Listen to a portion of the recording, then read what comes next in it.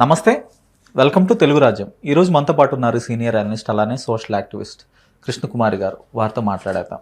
Madam నమస్తే. నమస్తే. Madam, నిన్న విజయ్ విహారం రమణమూర్తి గారి మీద దాడి జరిగింది స్టూడియోలో. రైట్, ఒక హిందుత్వవాది, ఆయన ఆర్ఎస్ఎస్ ఎఫిలియేటెడ్ ఒక వింగ్కి సంబంధించి వ్యక్తి అనుకుంటా అని చెప్పు తీసుకొని కొట్టారు. 2-3 సార్లు కొట్టారు. అయితే వివాదానికి కారణం ఆయన శ్రీకృష్ణుడి తలని తీసేసి మోడీది ఎలా పెడతారని ప్రశ్నించాడు. సో శ్రీకృష్ణుడి తల అని ఎలా అంటావని అదొక వంక పెట్టుకొని ఆయన కొట్టడం జరిగింది. అసలు అందులో తప్పేమనిపించింది, ఏంటంటారు? నేను చూశానండి మొత్తం. అది చూశాను. ఇవాళ చాలామంది సాధు సంతులు, అలాగే వేరే మతాల వాళ్ళు, కొంతమంది ఒకరిద్దరు రాజకీయ పార్టీల వాళ్ళు అందరూ కలిసి ఒక మీటింగ్ జరిగింది. అది కూడా నేను లైవ్ చూశాను. నాకు అర్థమైంది ఒకటే, ఓకే, వాళ్ళు డిసైడ్ అయ్యారు అతన్ని కొట్టాలి అని. నిన్న ఒక ఊరు పేరు లేని వాడిని పంపించారు. పంపించి అతను మాట్లాడేటప్పుడు ఏదో ఓ పాయింట్ దగ్గర నువ్వు కొట్టాలి అని డిసైడ్ అయ్యారు. డిసైడ్ అయ్యి పంపించారు అతన్ని. సరే, వీళ్ళు ఊహించినట్లే ఆయన మాట్లాడడం మొదలెట్టారు. ఎందుకంటే అవి నిజాలు మాట్లాడటానికే వచ్చాడు, కానీ కబుర్లు చెప్పడానికి రాలేదుగా, కాలక్షేపం కబుర్లు. ఆయన ఒకటే చెప్పాడు.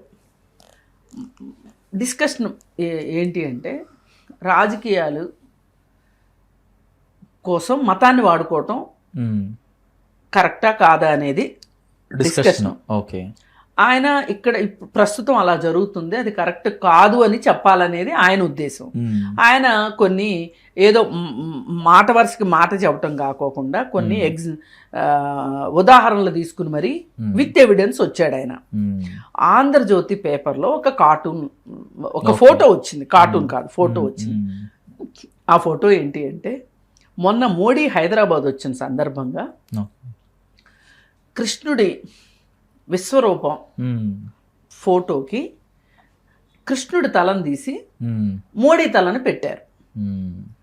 దీన్ని ఆయన చూపించి మరి ఇలా ఎలా అసలు దేవుడు మనుషులు ఒకటి ఎలా అయిపోతారు అని ప్రశ్నిస్తున్నాడు అంతే.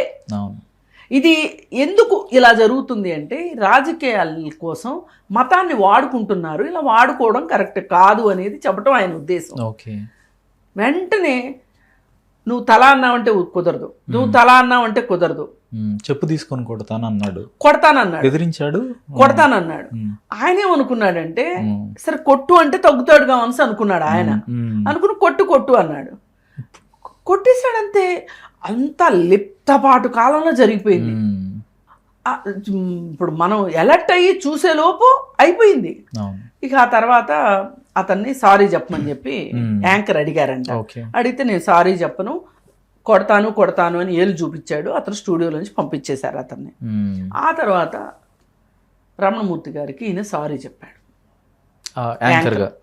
సారీ అండి అంటే, నేనేం బాధపడట్లేదండి, అతని మూర్ఖత్వం గురించి నాకు బాధగా ఉంది తప్పితే అతను కొట్టినందుకు కాదు, అతను ఎందుకు కొట్టాడో అన్నది పాయింట్ ఇక్కడ అని ఆయన చాలా సంయమనంతో, నాకైతే చాలా నచ్చాడు ఆయన ఆ క్షణంలో. నాకు అతని పైన ఎటువంటి కోపం లేదు అన్నాడు.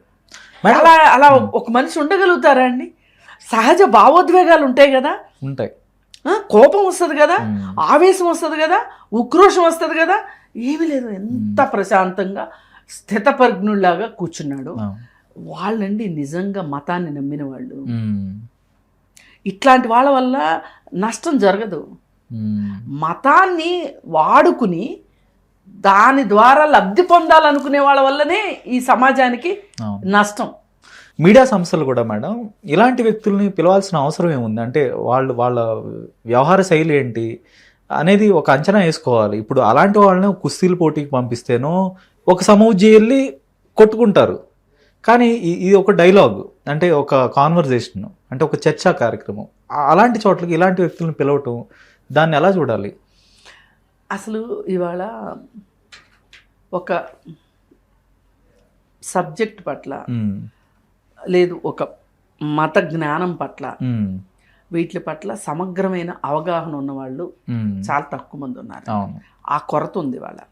ఆ కొరత ఉండటంతో ఇవాళ సోషల్ మీడియా విచ్చలవిడిగా పెరిగిపోవటం వల్ల సోషల్ మీడియాతో పాటు మెయిన్ స్ట్రీమ్ మీడియా కూడా అక్కడక్కడ కొంతమంది రాజకీయ ప్రయోజనాల కోసం, రాజకీయ ఉద్దేశాల కోసం మీడియా సంస్థలు నడుపుతున్నారు. అలా నడిపే వాళ్ళు కూడా పిలుస్తున్నారు. ఎనలిస్టులు దొరకట్లేదు ఒక రకంగా. ఇవాళ ఆ కొరత ఉంది ఇవాళ. అందుకని ఇది మతానికి సంబంధించిన విషయం కాబట్టి వాళ్ళని కాంటాక్ట్ చేస్తుంటాడు ఆయన. కాంటాక్ట్ చేస్తుంటే వాళ్ళు వీడిని పంపించారు. ఇంక వాడు వీడు అనాల్సిందే. ఇంక వాడిని మర్యాద ఇచ్చే పనే లేదు అసలు. అయితే ఈయన ఆ డిస్కషన్ అయిన తర్వాత వెళ్ళి పోలీస్ స్టేషన్లో కంప్లైంట్ ఇచ్చాడు. కానీ నాకు అర్థమైంది ఏంటి అంటే దీంట్లో ఇది ఒక కుట్ర. అతన్ని కొట్టాలి అనే ఒక ఉద్దేశం, ఒక కుట్ర. అతన్నే కాదు, వాళ్ళని ప్రశ్నించిన ప్రతి వాళ్ళని ఏదో ఒక రకంగా డెరోగేటరీగా దాడి చేయాలి. ఫిజికల్గా కావచ్చు, మెంటల్గా కావచ్చు, ఎట్లయినా సరే. ఇంటలెక్చువల్గా వాళ్ళు చేయలేరు అనుకోండి, కానీ దాడి చేయాలి అనేది వాళ్ళు ప్రిపేర్ అయిపోయారు. భయపెట్టాలి అని. ఇది మొన్న రావణ్ అనే అతని పైన ఉపా కేసు పెట్టారు కదా. ఉపా కేసు ఎట్లా పెడతారు రావణ్ పైన? ప్రశ్నిస్తే మీరు కేసులు పెడతారా అని చెప్పి ఇదే రమణమూర్తి గారు ప్రశ్నించాడు. అది వాళ్ళకి కోపం వచ్చింది. రమణమూర్తి గారు దాదాపు ఒక 24 నిమిషాల ఒక 10-12 నిమిషాల వీడియో ఆయన ఎక్కడో మాట్లాడాడు దాని గురించి. మాట్లాడితే దాన్ని డీకోడ్ చేస్తూ ధర్మ పదం ఏదో ఒకటి ఉంది, ఒక ఆర్గనైజేషన్ ఉంది, దానికి రాజుగారు అని చెప్పి బొక్కల డాక్టర్ ఆయన డీకోడ్ చేస్తూ మాట్లాడే క్రమంలో ఈయన్ని కమ్యూనిస్ట్ అని, రావణ్ణి నీచ నికృష్టుడు అని కనీసం 10 సార్లు అన్నాడు, నీచ నికృష్టుడని. ఈయన్ని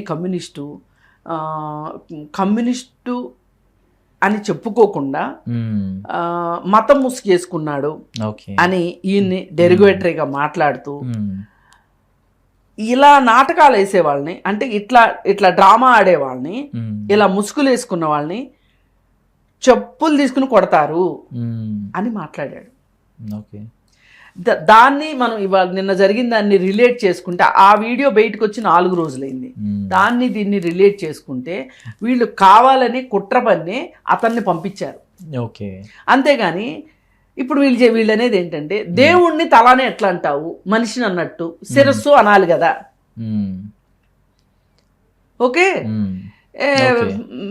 ఇప్పుడు అక్కడ విషయం, శ్రీకృష్ణుడికి దేవుడు మీ అందరి దృష్టిలో, నా దృష్టిలో కాదు, అది వేరే విషయం. మీ దృష్టిలో దేవుడు కదా, దేవుడనే కదా మీకు ఇంత కోపం వచ్చింది. మరి సాక్షాత్తు ఆ దేవుడి తలని తీసి ఒక మానవ మాత్రుడి తలని పెడితే మీకు ఎందుకు కోపం రాలేదు? అసలు మీకు నిజంగా కోపం రావాల్సింది అక్కడ కదా, డబ్బులు ఆగిపోతాయి కదా. అదే కదా, అంతే మరి, సింపుల్. ఇట్లాంటి రౌడీ మోకని పెంచి పోషిస్తున్నారు చూడండి సమాజంలో అలజడులు సృష్టించడానికి. ఈ రావణు, లేకపోతే తులసి చందు, లేకపోతే కృష్ణకుమారో, మేం కాదు నిజంగా దేశద్రోహులవి. ఇట్లాంటి వాళ్ళు దేశద్రోహులు. వీళ్ళు సమాజంలో అల్లకల్లోల సృష్టించి, ఒక పెద్ద మనిషి, ఆయన వయసులో సగం వయసు కూడా ఉండదు అడ్డగాడికి, వాడికి ఈ ధర్మం తెలియదు, మంచి తెలియదు, ఉపనిషత్తులు తెలియదు, వేదాలు తెలియదు, మతాలు తెలియదు, ఏమీ తెలియదు, పొట్టగుస్తే అక్షరం ఒక్క రాదు, అచ్చోసిన ఆంబోతులా ఉన్నాడు వాడు. ఒక 60 ఏళ్ల మనిషిని వయసుకి గౌరవం ఇవ్వాలి. అవును, ఇప్పుడు మోడీని ఏమన్నా అంటే అందరికి ఏం కోపం వస్తుంది, అంత వయసు ఆయన పట్టుకుని అలా అంటారా అని మాట్లాడుతున్నారు. ఏం మీకేనా వయసులో ఉండేది? రెండో వాళ్ళకి వయసు ఉండదా?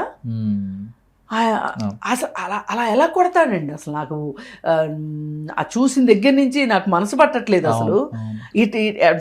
ఎప్పుడు తెల్లవారుతుందా, ఎప్పుడు మాట్లాడాలా అని అంత ఉక్రోషంగా ఉన్నది నాకు. ఎందుకంటే ఆయన మతాన్ని నమ్మిన మనిషి, ధర్మాన్ని నమ్మిన మనిషి. నేను మతానికి పూర్తి వ్యతిరేకిని. నాకే ఇంత కోపం. అది మన హక్కు, అది రాజ్యాంగం కల్పించిన హక్కు. నాకు నేను చూస్తుంది ఏంటి అంటే, అక్కడ ఒక మనిషి ఇంకొక మనిషిని అట్లా కొట్టడాన్ని ఎట్లా సహిస్తాము? మీకు నచ్చిన మాటలు మాట్లాడలేదని పైగా మిమ్మల్ని ఎక్స్పోజ్ చేస్తున్నాడు ఆయన. అది వీళ్ళ బాధ. ఇప్పుడు వీళ్ళు చేసే తప్పుల్ని ఎక్స్పోజ్ చేస్తున్నాడు. ఇప్పుడు మాకంటే ప్రమాదకారే ఆయన వాళ్ళ దృష్టిలో. అవును అవును, కుంభస్థలం మీద కొడుతున్నాడు. అంటే మీకు భక్తి లేదు, మీరు భక్తిని రాజకీయాలకు వాడుకుంటున్నారు, మతాన్ని వాడుకుంటున్నారు, ఇది నీచం అని చెప్తున్నాడు ఆయన. అది వీళ్ళకి తగలరాని చోట తగులుతుంది, గుండెల్లో గుణపాలు గుచ్చినట్టుంది. అందుకని ఇతను వాడారు, ఊరు పేరు లేనోడిని. ఓకే, ఇదంతా ఓకే మ్యామ్. ఇప్పుడు అతను కొట్టారు కదా, ఇప్పుడు అతనికి చీర్ చేసే వాళ్ళని చాలా మందిని చూశాను నేను సోషల్ మీడియాలో. అంటే ఆ కొట్టడం కరెక్టే, అంటే నవ్వటం, లాఫింగ్ రియాక్షన్స్ ఇవ్వటం, అంటే ఎటుపోతుంది అంటే ప్రజలు కూడా ఎట్లా ఆలోచిస్తున్నారు?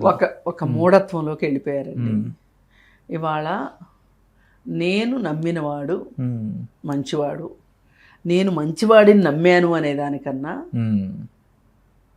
నేను నమ్మినవాడు మంచివాడు అనుకోవటంలో మనుషులకు చాలా తృప్తి ఉంది. ఇవాళ మేము హిందూ మతం అనుకోండి, తప్పులేదు. కానీ ఆ హిందూ మతంలో ఉన్న మంచి గుణాలని మీరు తీసుకోకుండా ఆ మతాన్ని కాపాడుతున్నాము అనే ఒక భ్రమలో హిందుత్వ పేరుతో దాడులు చేయడం మట్టు కరెక్ట్ కాదు. రమణ మహర్షి ఉన్నాడు, రమణ మహర్షి, వివేకానందుల వారు, అనేక మతపరమైన గురువులు ఉన్నారు. వాళ్ళందరూ ఉదారవాదాన్ని బోధించారు. హిందుత్వం అనేది ఉదారవాదం మీద బేస్ అయి ఉండే మతం. మీరు ముస్లింలాగా మారొద్దు అని జావేద్ అఖ్తర్ కూడా చెప్తారు. సో అంటే ఏంటంటారు, ఎందుకు ఇలా సమాజం ఇలా మారిపోతుంది, హిందూ సమాజం పర్టికులర్గా? ఇవాళ ఈ ప్రభుత్వానికి కావాల్సింది వాళ్ళ అధికారం, అంతకంటే ఏమీ లేదు. ఇప్పుడు హిందూ మతాన్ని కూడా భ్రష్టు పట్టించినట్టేనా ఇదంతా కూడా? అసలు హిందూ మతం ఎన్నో సంస్కరణలకు గురైంది, ఎన్నో ఆటుపోట్లను ఎదుర్కొంది, ఇలా ఈ రోజుకి ఉంది. కానీ ఈ మతాన్ని ఈ మతంలాగా ఉండనివ్వకుండా, ఈ మతాన్ని కాలొకళ్ళు, చెయ్యొకళ్ళు, తలొకళ్ళు పీక్కుని తినటం కోసం, వాళ్ళ సొంత ప్రయోజనానికి, వాళ్ళ విమ్స్ అండ్ ఫ్యాన్సీస్ కోసం ఆ మతాన్ని వాడుకుంటున్నారు తప్పితే వీళ్ళెవ్వరూ కూడా నిజమైన మతస్థులు కాదు. అసలు ఇలాంటి వాళ్ళ వల్ల కాపాడబడదు మతం నాశనమే అవుతుంది తప్పితే అనేది సుస్పష్టం ఇక్కడ. ఈ విధంగా డెమోక్రటిక్గా లేకపోవటం. సరే, నీకు ఆయన మాట్లాడింది నచ్చలేదు, నీకెందుకు నచ్చలేదు మాట్లాడు, నీ టర్న్ వచ్చినప్పుడు. ఈ బుకాయింపులు దేనికి, ఈ భౌతిక దాడులు దేనికి? ఇది దేన్ని సూచిస్తుంది అంటే మీ పొగరబోతుతనాన్ని చూపిస్తుంది, మీ పెత్తనందారి స్వభావాన్ని చూపిస్తుంది, అన్నిటిని మించి మీ భరించలేనితనాన్ని చూపిస్తుంది. మీరు అసలు సహనం లేదు ఇక్కడ. పరమత సహనం అనే ఒక గొప్ప మాట ఈ దేశంలోనే పుట్టింది. పరమత్ సహనం అనేది ఈ దేశంలో పుట్టింది. పరమత్ సహనం అనే దానికి ఏదైనా పేటెంట్ ఉంది అంటే అది భారతదేశమే, అడ్రస్ ఏదైనా ఉంది అంటే భారతదేశమే. అట్లాంటి భారతదేశంలో ఈరోజు సహనం లేని మనుషులు ఎక్కువైపోయారు. ఈ సహనం లేని మనుషులు ఎక్కువ అవటం వల్లనే ఇవాళ ఈ దేశంలో ఇలాంటి పరిస్థితులు ఉన్నాయి. ఇవాళ ఒకళ్ళు నోరు తెరిచి మాట్లాడాలంటే భయపడుతున్నారు, ప్రశ్నించాలంటే భయపడుతున్నారు. ఏం కేసులు పెడతారో, ఏం చేస్తారో, ఎటు నుంచి దాడి చేస్తారో. ఇప్పుడు ఇందాక రాజు గారి వీడియో అన్నాను కదా, దానిలో ఫస్టే నా పేరు ఎత్తాడు ఆయన. ఎత్తి ఈ నీచ నికృష్టులైన కమ్యూనిస్టులు ఫస్ట్ వీళ్ళే వచ్చేస్తారు. మేడం, నీచ నికృష్టులు, కమ్యూనిస్టులని నీచ నికృష్టులు అంటున్నారు. భగత్ సింగ్ ఆయన చనిపోయే ముందు ఆయన చదివిన పుస్తకం లెనిన్ పుస్తకం, అంటే అంత స్టాంచ్ కమ్యూనిస్ట్ ఆయన. సో ఆయన కూడా ఇప్పుడు బహుశా ఆయన బతుకుంటే ఆయన ఏం చేసేవాళ్ళు, ఆయన దేశద్రోహం అనేవాళ్ళ లేకపోతే? అంతేగా. వీళ్ళు పక్కన నోటితో మాట్లాడుతా నొసలతో ఎక్కిరిచ్చే మనుషులు వీళ్ళు. వీళ్ళకి భగత్ సింగ్ కొన్ని సందర్భాల్లో కావాల్సినప్పుడు భగత్ సింగ్ చాలా గొప్పగా కనిపిస్తాడు. అదే భగత్ సింగ్ ఏ సిద్ధాంతాన్ని అయితే ఆచరించాడో ఆ సిద్ధాంతాన్ని ఆచరించే వాళ్ళు వీళ్ళకి శత్రువులు. ఇప్పుడు బతికిలేడు కదా. అసలు ఇక్కడ దాకా ఎందుకండి, పటేలు అసలు RSS ని నిషేధించాడు. ఆ పటేల్ వీళ్ళు గొప్పగా చెప్పుకుంటారు. అసలు RSS పట్ల ఎంతో కొంత ఉదారంగా వ్యవహరించింది నెహ్రూ. నెహ్రూని వీళ్ళు తిడతారు. ఇంకా నెహ్రూ కన్నా కూడా పటేలే గాంధీ భక్తుడు అంటే గాంధీ ఫాలోవరు. గాంధీని ఎంతో ఆరాధించిన వ్యక్తి, ఆయన పక్కనే కడదాకా ఉన్న వ్యక్తి పటేల్. ఇప్పుడు ఆ గాంధీని కూడా భ్రష్టు పట్టించే కార్యక్రమం చేపట్టారు కదా. ఇప్పుడు రాహుల్ గాంధీ పేరులో గాంధీ ఉంది. అతను నెహ్రూ మనవడు కాబట్టి, ముని మనవడు కాబట్టి వీళ్ళంతా ఒక గ్యాంగు. ఇప్పుడు లేని పటేల్ గురించి, లేని లాల్ బహదూర్ శాస్త్రి గురించి, లేని భగత్ సింగ్ గురించి వీళ్ళు మాట్లాడి వాళ్ళ ఏమన్నా ఔన్నత్యాలు వీళ్ళు పూసుకుందామని చూస్తున్నారు. అంతకంటే ఏమీ లేదు. నా దృష్టిలో ఈ పూసుకోవటం ఎక్కువైతే గనక అది దురదగుండా కంటే దారుణంగా తయారవుతుంది ఏదో ఒక రోజు. ఎందుకు వీళ్ళకి కూడా మన వ్యక్తులు ఉన్నారు. గాడ్సే ఉన్నాడు, గోల్వాల్కర్ ఉన్నాడు, ఇంకొక ఆయన సావర్కర్. ఏది బ్రిటిష్ వాళ్ళకి సలాం కొట్టి బ్రిటిష్ వాళ్ళ దగ్గర నుంచి ఏంటది పెన్షన్ తీసుకున్న వ్యక్తి. వాళ్ళు వీళ్ళకి గొప్పోళ్ళు. అందుకని ఈ భారతదేశ స్వాతంత్రం కోసం వీళ్ళు పోరాడిన వాళ్ళు కాదు. ఇప్పుడు ఈ హిందూ మతాన్ని ఉద్ధరించే వాళ్ళు కాదు వీళ్ళు. పైగా హిందూ మతాన్ని అడ్డం పెట్టుకొని వీళ్ళు రాజ్యాధికారానికి వచ్చారు. పైగా అసలు వీటన్నిటికన్నా వీళ్ళని చూస్తే నాకేమనిపిస్తుంది అంటే వీళ్ళకి పిచ్చి ముదిరిపోయింది, తలకి రోకలు చుట్టండి అన్నట్టు. ఇక ఫైనల్గా ఇంకో క్వశ్చన్ మేడం. ఓకే, ఇది హిందువుల దేశం, ఇది కేవలం హిందూ మతానికి సంబంధించిన దేశం, వేరే వాళ్ళు సెకండ్ గ్రేడ్ సిటిజన్స్ అనే భావనలో ఉన్నారు కదా హిందుత్వవాదులు. సో ఈవెన్ బీజేపీ కూడా అదే, వాళ్ళ లక్ష్యం కూడా అదే. మరి వాళ్ళ పార్టీ ప్రియాంబుల్లో సెక్యులర్ పార్టీ అని పెట్టుకున్నారు, పాజిటివ్ సెక్యులరిజం అని కూడా పెట్టుకున్నారు. సో అలానే ఈ దేశ రాజ్యాంగాన్ని ఓకే ఫస్ట్లో తగలబెట్టారు, ఈ రాజ్యాంగం పనికిరాదు, మనవాద ధర్మాన్ని తీసుకురావాలని. సో ఇప్పుడైనా వాళ్ళకి అవకాశం ఉంది కదా, రాజ్యాంగాన్ని అయితే పక్కన పెట్టచ్చు, లేదంటే సెక్యులర్ దేశాన్ని తొలగించి హిందూ రాష్ట్ర చేయొచ్చు. అంటే ఆ ధైర్యం ఎందుకు చేయలేకపోతున్నారు? మెజారిటీ ఏది? ఇప్పుడు నెక్స్ట్ మెజారిటీ వస్తే చేయబోయేది అదే. దానికోసమే ఈ కుప్పిగంతలన్నీ. ఇప్పుడు మొన్న మోడీని బండబూతులు తిట్టిన చంద్రబాబు నాయుడిని ఎందుకు కలుపుకున్నారు? నితీష్ కుమార్ని ఎట్లా దారికి తెచ్చుకున్నారు? ఇవన్నీ తెచ్చుకున్నది ఎందుకు అంటే మెజారిటీ కోసమే.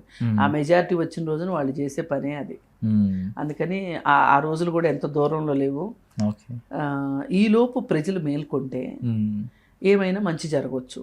ఓకే, కానీ భారతీయ సమాజం ఒప్పుకుంటుందంటారా? అంటే ఒక పాకిస్తాన్ లాగా ఒక మతపరమైన దేశంగా మారటానికి, లేదంటే ఒక క్రైస్తవ దేశం లాగా, బంగ్లాదేశ్ లాగా ఇట్లా మారటానికి భారతీయ సమాజం ఒప్పుకుంటుందా? సమాజం ఏముందండి ఇవాళ. అసలు మీరు సమాజం అని 10 సార్లు మాట్లాడుతున్నారు, చాలా అమాయకంగా అడుగుతున్నారు.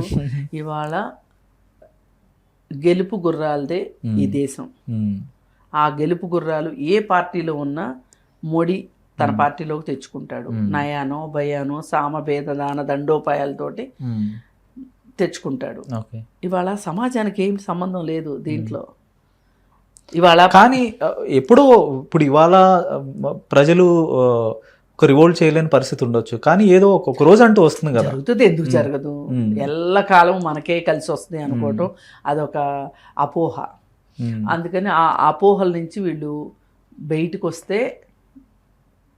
వస్తారని నేను అనుకోను. ఎందుకంటే వీళ్ళ ఎలా ఉందంటే, ఇప్పుడు పాము తన తొడుగుని తానే వదులుచుకోవాలి లెక్క ప్రకారం. వదులుచుకోలేదనుకోండి, నేను ఉంచుకుంటాను అందనుకోండి, ఉంచుకుంటుంది అంతే. ఇప్పుడు వీళ్ళు మారతారు, లేదు అనుకుంటే ఏదో ఒక రోజుకి ప్రజలైతే మారుస్తారు. ఈ క్షణానికి ఈ క్షణం జరుగుతుందని నేను చెప్పను. కానీ ఇప్పుడు సోనం వాంగ్చుక్ విషయం ఏదైతే ఉందో, దీనివల్ల సమాజంలో ఒక 10 రోజులు ఎవరు ఆలోచించాల, ఉమ్, 10 రోజుల తర్వాత ఇంకొక 5 రోజులు ఎవరు ఆలోచించాల, 16వ రోజు నుంచి ఆలోచించడం మొదలెట్టారు. ఉమ్, ఈ ఆలోచించడం అనేది ఆలోచించడం అంటూ మొదలైన తర్వాత ఆగదు, అది అదొక దావానలం లాగా వెళ్ళిపోతుంది. ఎక్కడ ఒకటే ట్రిగరింగ్ పాయింట్ ఉంటుంది. ఒక స్పార్క్ ఇప్పుడు ఈ రోజు పడింది అనిపిస్తుంది, ఈ రోజు చాలా మంది మాట్లాడుతున్నారు. ఇది పెరిగింది అనుకోండి, ఒక జ్వాలలాగా ఎగిసింది అనుకోండి, దానిలో చాలా మంది కొట్టుకుపోతారు. అవును, అలాంటి పరిస్థితి రావాలి. ప్రజలు కొంచెం నిద్ర లేవాలి ఆ రోజు. ఎందుకండి అభిషేక్ దీప్కి చాలా మంది వేరే దేశంలో ఉన్నారు కదా, విదేశాల్లో చాలా దేశాల్లో ఉన్నారు కదా, ఎవరికి రాని కోపం అతనికి ఎందుకు వచ్చింది అంటే అదొక స్పార్క్ అంత. అలాగే మతంతో రాజకీయం చెయ్యాలి అని అనుకుని వీళ్ళు పులి మీద స్వారీ చేస్తున్నారు. ఇవాళ ఈ పులి మీద స్వారీ చేసినంతసేపు బాగానే ఉంటుంది, ఆగినప్పుడే కష్టం. ఆ రోజు దగ్గరలో ఉందనిపిస్తుంది. ఏ రామ గుడి అయితే రామ జన్మభూమి అనే ఒక విషయం వీళ్ళకి అధికారాన్ని కట్టబెట్టిందో, వీళ్ళ పార్టీ పునరుజ్జీవనానికి ఉపయోగపడిందో, ఈ పార్టీని భూస్థాపితం చేయడానికి కూడా రాముడి గుడి దగ్గరే అంకురార్పణ జరిగింది. ఏది ఈ విరాళాల వ్యవహారం అయోధ్యలో ఓడిపోయారు అని నేను బలంగా నమ్ముతున్నా. అందుకని ఇది డైలెక్టిక్స్, నేను చెప్పటం కాదు, ఇది నా బుర్రలో పుట్టిన బుద్ధి కాదు. డైలెక్టిక్స్ ఇలాగే ఉంటాయి. ఓకే, ధన్యవాదాలు మేడం. హలో, తెలుగు రాజ్యం ఛానల్ చూస్తున్నారా? సామాజిక రాజకీయ జీవన చిత్రణే తెలుగు రాజ్యం. అతిశయోక్తులు అసత్యాలు ఉండవు. రాజకీయ కోణం కాదు, ప్రజా కోణమే కొలబద్ద. తెలుగు రాజ్యం వీక్షణ మీ ఉత్తమ అభిరుచికి నిదర్శనం.